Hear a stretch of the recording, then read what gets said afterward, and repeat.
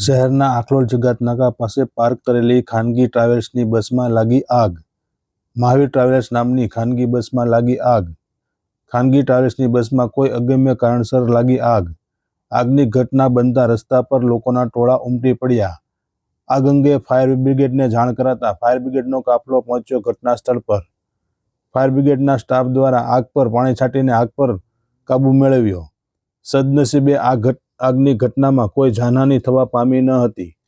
જોકે આગનું કારણ અને આગમાં થયેલ નુકસાની અંગે જાણવા મળ્યું ન હતું, પરંતુ આ આગમાં બસમાં ખાસ્સું એવું નુકસાન થયું હતું।